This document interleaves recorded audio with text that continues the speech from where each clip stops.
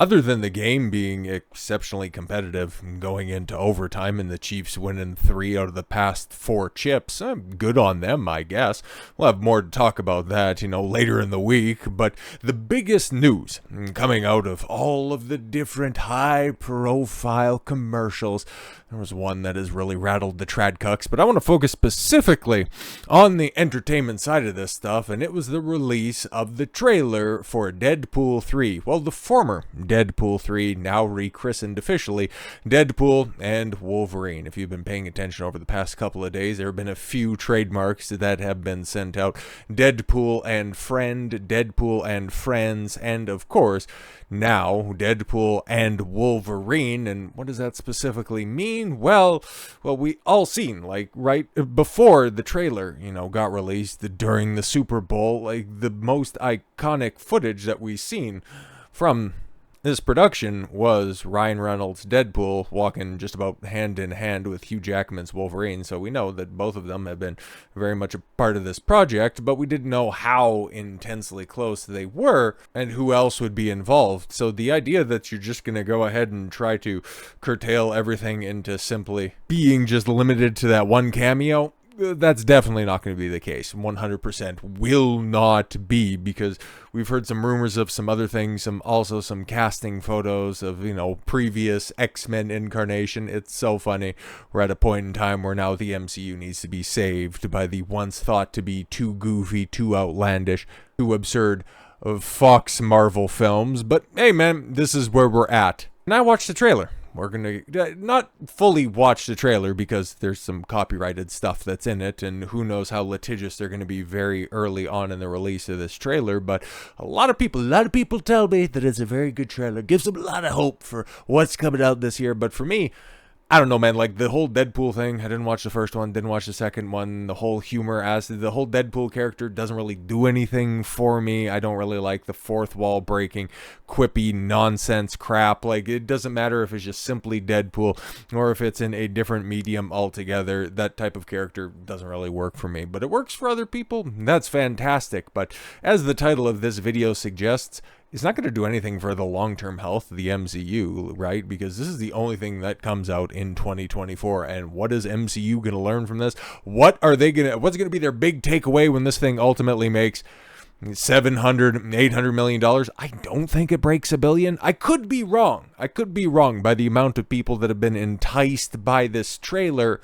But a trailer is not a film. And the recent history and the track record of the MCU, it's just not that good, man. So one good trailer. People thought that Ant-Man, when it was coming out, was going to have a darker, more grounded tone to it. And for anybody who remembers that crap, how well did that framing work out for it? Or with the multi-tonal approach of what happened with the Marvels. But this could be a totally different thing because, well, Ryan Reynolds I believe he has an EVP credit on this, okay? He's intensely involved with this. This is his character. You're bringing in other people who are very passionate about the characters that they are portraying. So yeah, it has a hope. It has more hope than anything we've seen recently come out in the superhero forum. Maybe since Guardians, the last time that anybody actually gave a crap about what was going on. So I hope it's good. I really do hope it's good for the people that want to go out there and watch it, and people who are enticed by the trailer, who are enticed by the premise that this presents. I'm just saying, man, tread carefully, because this film might be good, but you're not going to see another R-rated film that's going to be in the MCU taken with this much care by people who actually appreciate the project that they're working on. But you will be getting a heaping helping of cameos. You goddamn well better believe that, because that's what the MCU is going to be taking away. That's what that was the big lesson that they learned the last time that they had a verifiable hit, I would say, on their hands, but it was more or less adjacent to their hands, because that was Spider-Man, and that was very much, and still is very much, in the camp of Sony, and oh boy, they ain't letting that stuff go. So all that goodwill was mustered onto Doctor Strange 2 and the Multiverse of Madness. And then what happened after that? Oh boy, just a precipitous drop off from there. But that's alright, guys. This is the proper introduction of the X-Men. It's It's kind of strange that they want to say that because they're using all of the X-Men characters from Fox's universe, which have all since been retired and that they want to reintroduce, but they don't really have anything planned for this. It's all up in the air. It doesn't really need to make sense because Deadpool made almost an I Am Iron Man joke in the trailer. It's great. The first Deadpool 3 trailer appeared during a Super Bowl 58 commercial break. It's been a second since I've had to officially read Roman numerals, but it's right, don't worry about it. Revealing a closer look at Wade Wilson's foray into the Marvel Cinematic Universe with his best friend, Wolverine. Yeah, but he's also surrounded by a bunch of other best friends, and also the introduction, at least in a cinematic sense, because they have been in a couple of different D+ series iterations, but the whole time travel mechanic, yeah, that's why anybody with a keen eye is already just going, oh god, the last time that you guys had time travel in a film, that movie ended up aging like milk on a radiator.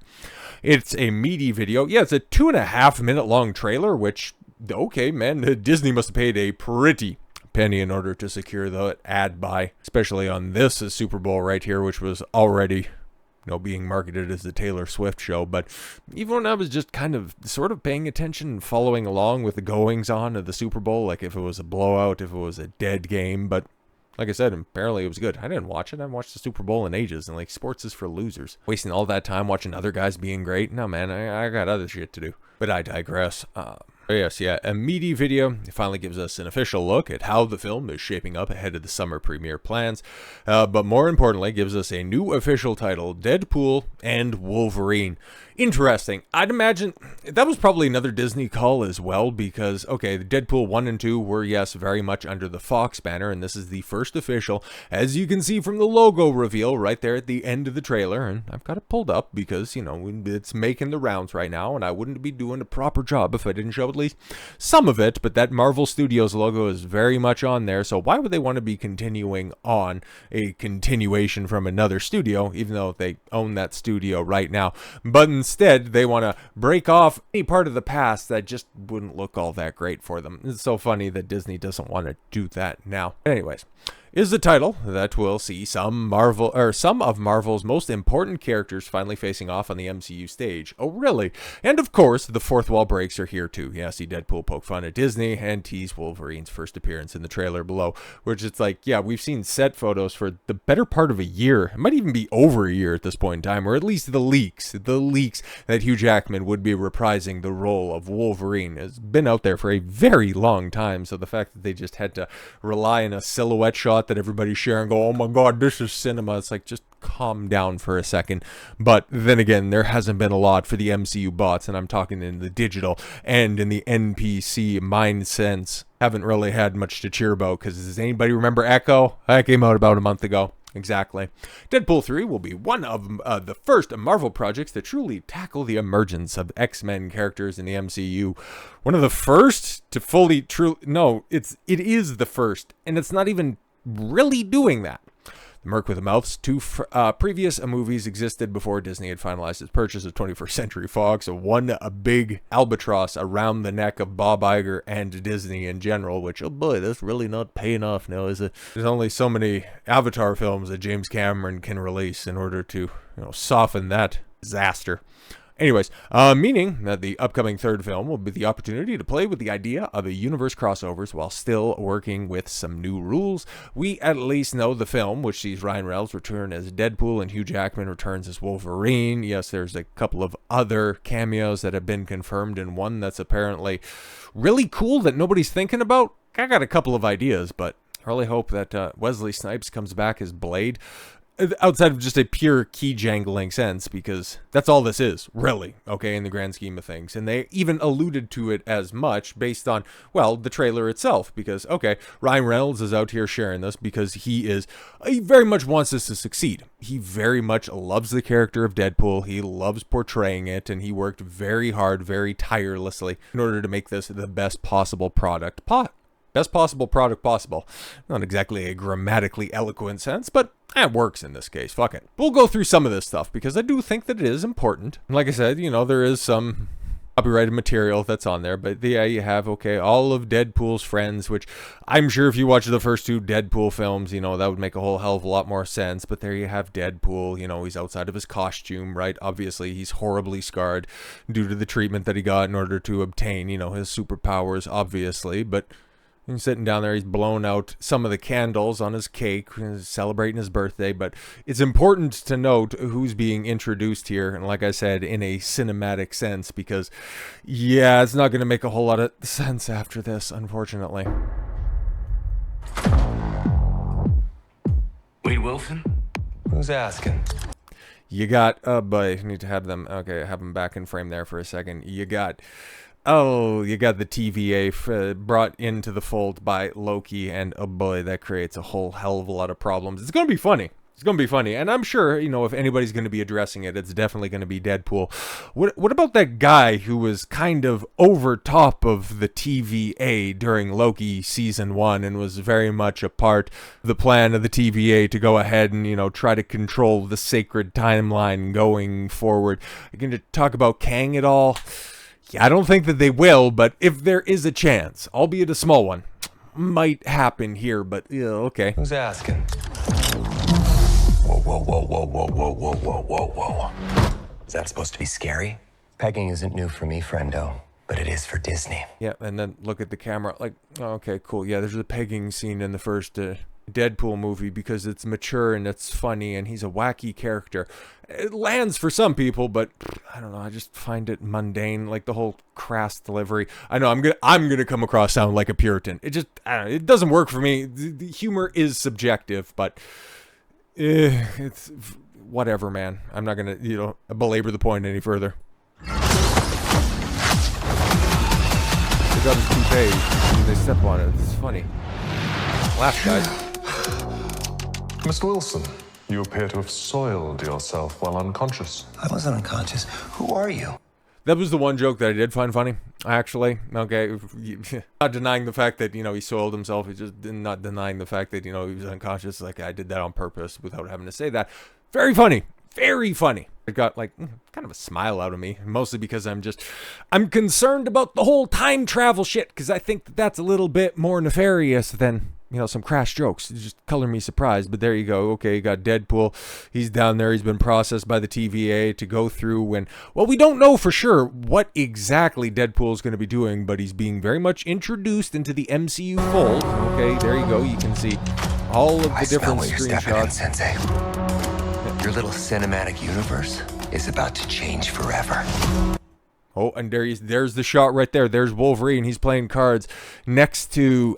maybe that's Beast. Maybe that's... because it looks like some sort of CGI monstrosity sat next to him, but it looks like a set, which is definitely a big set or step up for Marvel. Like, Christ almighty, this wasn't filmed on the volume where you just have Hugh Jackman sat on a ping pong ball bedecked lawn chair. So at least there's some practicality to some of the stuff that's out there, right? So, and like I said before, it's very strange that they don't want to actually show Hugh Jackman up close because we know he's in the film. Hell, the title reveal very much sets that up, but I don't know, maybe they're going to do something cool and actually introduce what they're going to be using as the MCU's Wolverine going forward, but come on now, they're not that forward thinking. Hell, they don't even know specifically what they're going to be releasing in 25, let alone the rest of the end of the year. So a few more action shots and, you know, just a couple of quips, and it's like, oh, the MCU's never going to be the same, but now it's the shot that everybody's creaming their jeans over, and it's like, yeah, okay, fine. I remember when everybody was just absolutely blowing their load over Daenerys walking out of what remains of the Red Keep with Drogon in the background spreading his wings, like, oh my god, this is cinema. It's like, oh my god, you guys are really easily amused.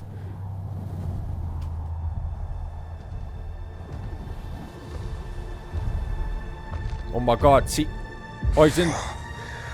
Don't just stand there, you ape. Give me a hand up. Oh my god, they got the sound effect, and oh, you could see his shoulder oh my god, you could see his shoulder pads in the background.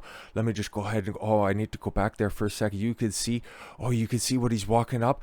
Oh, he's got shoulder pads like he does in the comic books. Oh my god, we're gonna have comic accurate costumes. It's gonna be so much better. And then, well, there you go right there. It's just, Oh, that little last second addition, the mark of failure right now. But like I said, man, it could be good, and I hope it is for the Deadpool fans that are out there.